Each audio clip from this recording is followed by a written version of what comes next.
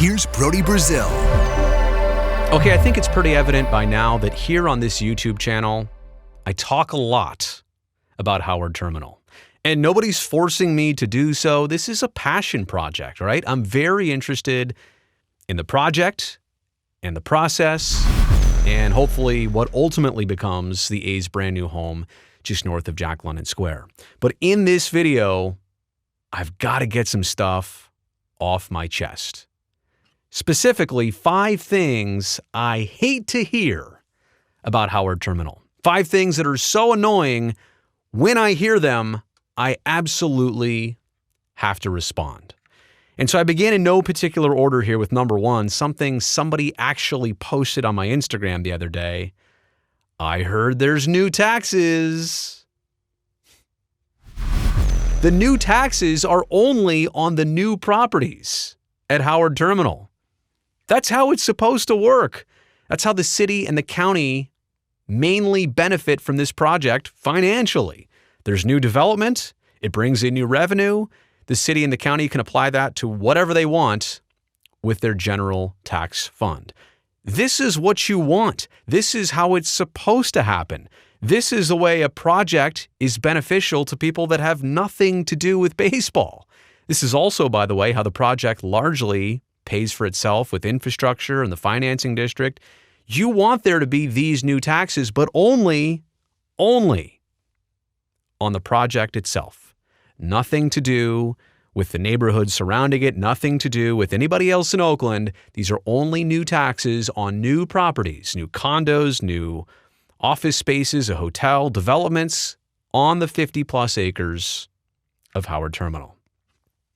Now that that one's out of the way, number 2, why don't they just fix up the Coliseum?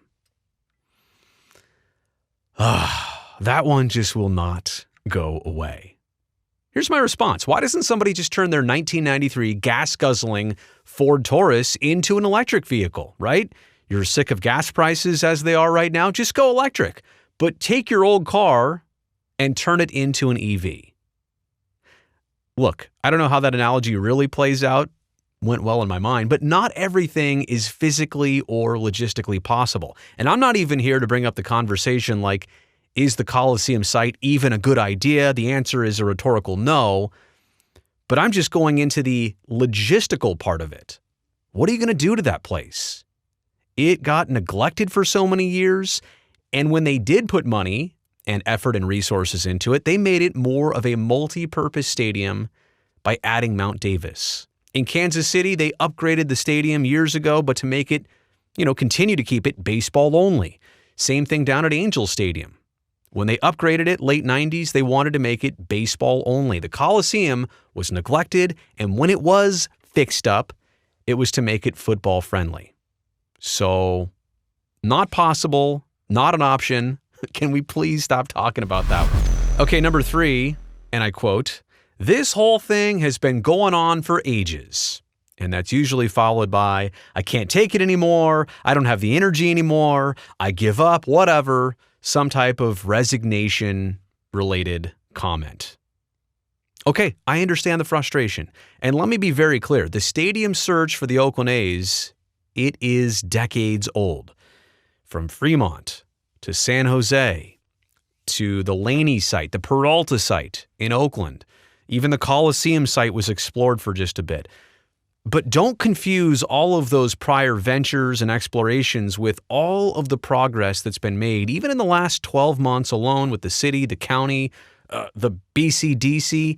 None of this Howard Terminal project was even discussed among decision makers until summer of 2021. So here we are, summer of 2022. We're in the thick of it. It's getting hot. It's getting heated.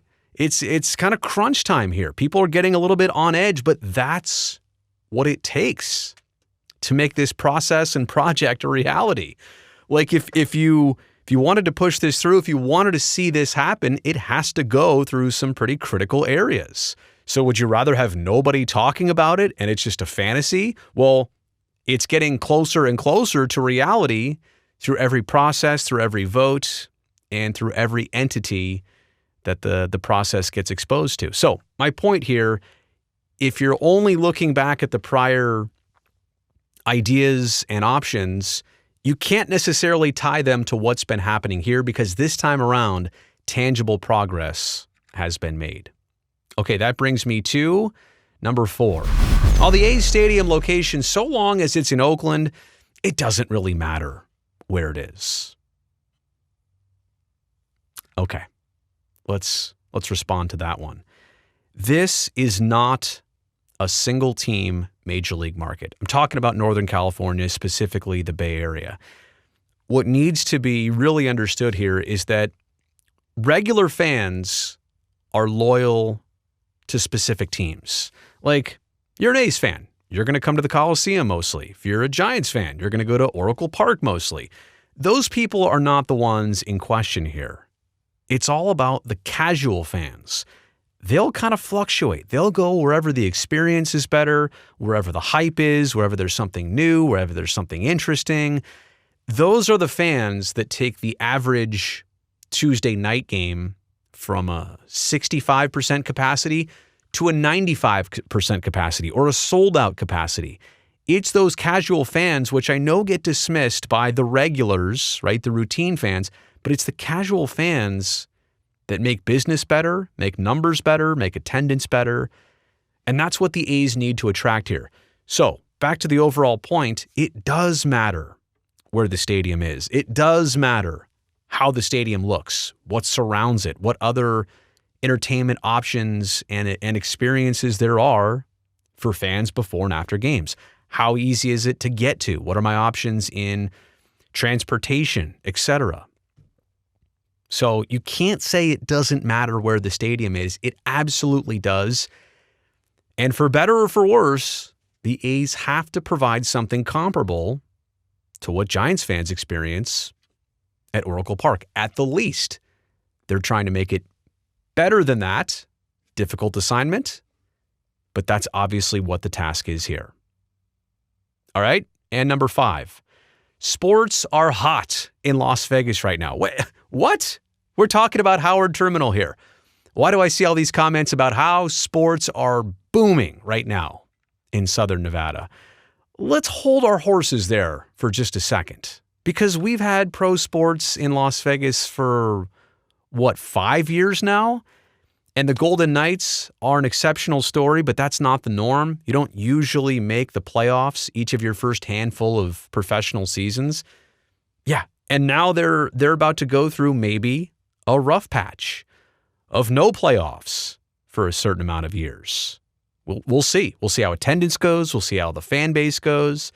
The NFL is a totally different beast. We're only talking about filling a stadium for 8 essential home games per season. Different task. And the Raiders are brand new there. What happens when all these honeymoon periods phase out? The Las Vegas Aviators, they're the A's AAA affiliate. Yeah, they get pretty decent numbers there. I mean, their stadium only seats 10,000. That's like less than a third of what a big league ballpark would be like. But the stadium's brand new. So the experience, the excitement is brand new around that AAA team. What's it like for a major league club? I don't know. So my point here is not to dismiss Las Vegas at all, but I'm saying we can't determine how it's going to play out because we do not have a long-term understanding of Las Vegas as a pro sports market. So there you have it, 5 things I kind of hate to hear about Howard Terminal, mostly because they're annoying, mostly because, in my opinion, they're largely wrong, and I could justify my answers here in this video. Had to clear that up. Had to get that off my chest. If you found this valuable, let me know in the comments section below. Maybe you learned something here, or if there's somebody you think needs to hear what I just said, don't be afraid to share this video. Pass it along.